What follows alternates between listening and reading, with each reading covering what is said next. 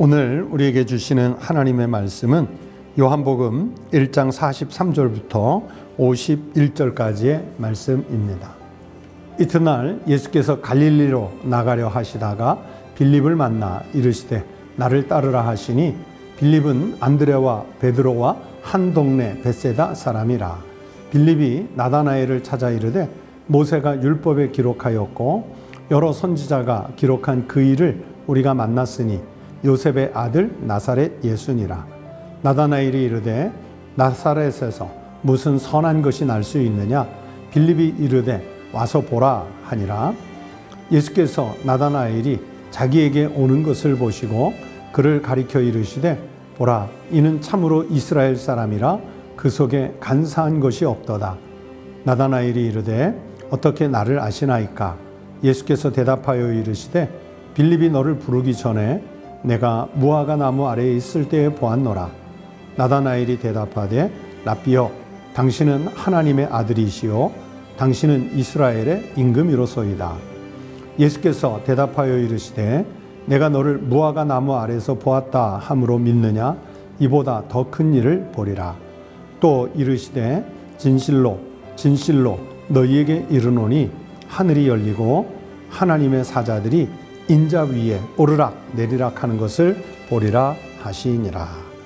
오늘 우리에게 주신 하나님의 말씀입니다.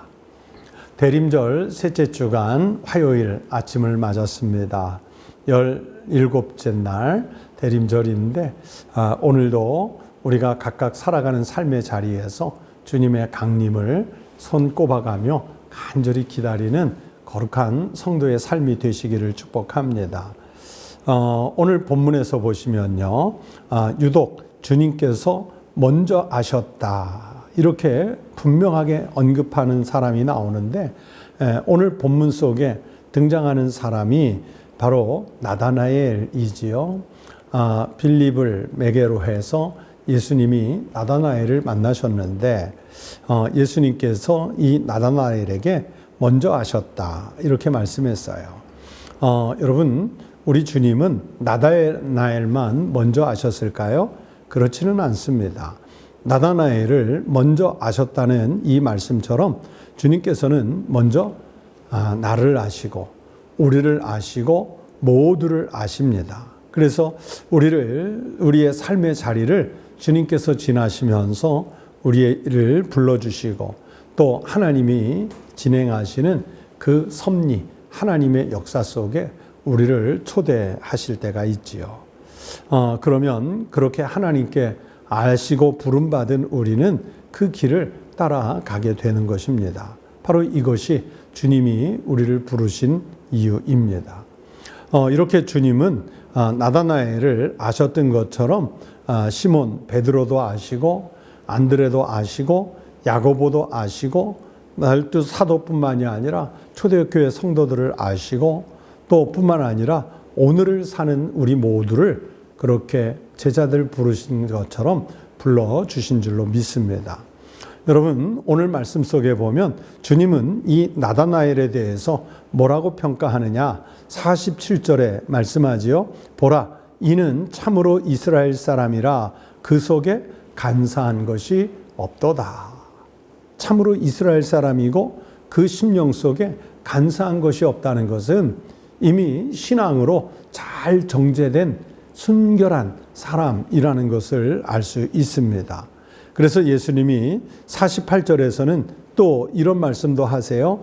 빌립이 너를 부르기도 전에 나는 내가 무화과 나무 아래에 있을 때 이미 너를 보았다. 이렇게 나다나엘에게 이미 너를 알고 있었다 하는 것을 말씀하고 있습니다. 사실은요, 여러분, 이 장면이 매우 감격스러운 장면이에요. 예수님께서 내 이름을 먼저 아시고 나를 부르시는 이 순간을 여러분 한번 상상해 보세요. 얼마나 놀라운가요? 우리 교회 젊은 청년 가운데 방학 때나 아니면 주말에 예배를 드리기 위해서 교회에 오면 저한테 꼭 인사를 하고 가는데 그러면 제가 그 청년의 이름을 불러줄 때가 있어요. 그러면 그 청년은 목사님이 자기 이름 기억해 주셨다고 그렇게 감동스러워해요. 아니 뭐 당연히 기억해 줘야 할 이름인데 아마 이 청년의 순수한 마음 속에서는 목사님이 자기 이름을 기억하고 불러준 게 감동이 됐겠죠. 여러분, 우리가 그 청년만 그러겠습니까? 우리가 세상에 나가서도요, 아무개 유명 인사가 아니면 세상적으로 그 이름이 널리 알려진 어떤 사람이 나를 안다. 나도 그 사람을 안다. 우리가 서로 교류를 하고 있다. 이런 그 관계를 자랑하고 싶을 때가 많이 있지 않습니까?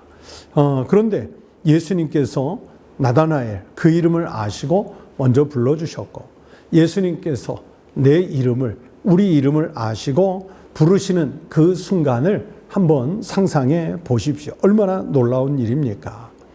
여러분, 대림절 보내고 있지 않습니까? 이 대림절은요, 어느 누군가를 위해서 이 땅에 오시는 주님을 기다리는 시간만이 아니라 오늘 내 이름을 부르며 나를 향해 오시는 주님을 기다리는 절기입니다. 그냥 두리뭉실하게 주님 어서 오십시오. 제가 기다립니다. 이런 그 절기가 아니라 좀 더 구체적으로 들어가셔서 주님이 내 이름을 기억하시고 나를 살리시기 위해서 나를 지명하여 부르시면서 우리에게 오시는 것을 우리는 기다리는 그런 절기입니다. 여러분, 그때 주님이 그렇게 나를 향해서 뭐라고 말씀하실까요? 또 나는 주님을 향해서 뭐라고 대답을 해 드릴까요? 사실 어떻게 보면 오늘 본문에서 예수님과 나다나엘의 그 만남 사이에는 묘한 긴장감 같은 것이 살짝 느껴집니다. 46절에 보면 나다나엘이 예수님의 출생지 그 고향 소식을 알고 뭐라고 말합니까? 나사렛에서 무슨 선한 것이 날 수 있느냐.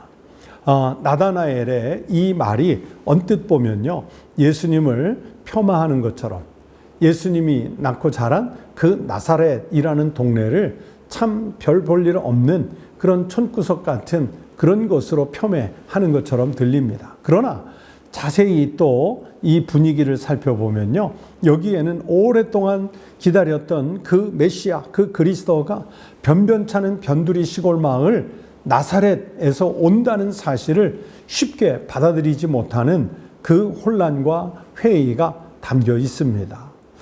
정말 메시아가, 그리스도가 그렇게 나사렛 같은 후진 동네에서 오실까 하는 그 의구심이 있었단 말이에요.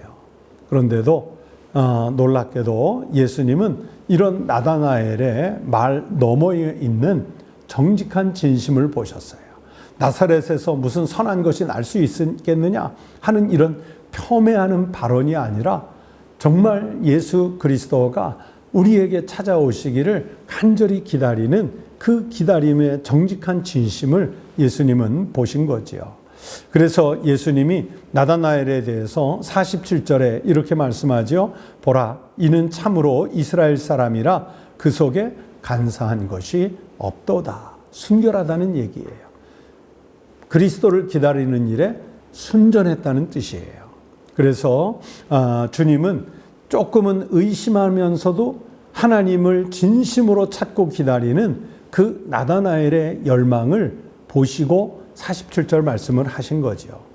그리고 나다나엘은 그 시선 앞에 마침내 나사렛 예수가 하나님의 아들이요 이스라엘의 임금으로 오셨다는 사실을 고백하고 있지 않습니까? 이렇듯 온전히 자기를 이해해 주신 그리스도, 그리고 자기도 기다린 만큼 메시아의 출현을 그냥 정말 반갑게 만나는 그 역사를 이 지금 눈앞에서 보고 있습니다. 여러분, 이렇게 온전히 이해받는 그 경험이 그 자체로 그 사람을 변화시키는 은혜가 되지요. 주님으로부터 이 나다나엘이 이해를 받고 나니까 지금까지 그가 가지고 있던 그 의구심들, 그 기다림에 대한 욕구들, 이 모든 것이 한 몫에 해결되는 은혜를 누리지 않습니까? 여러분, 오늘을 살아가는 우리도 그렇습니다. 때때로 이런 나다나엘의 말들을 내뱉곤 하지요.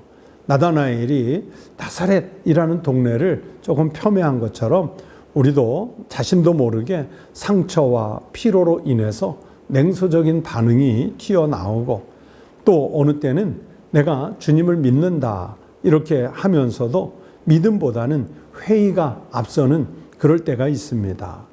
그러나 우리 주님은 그러한 표면적인 것들 이면에 있는 진실함을 보시는 거예요. 판단하거나 밀어내지 않으시고 불완전한 우리들의 자리에 주님이 오세요.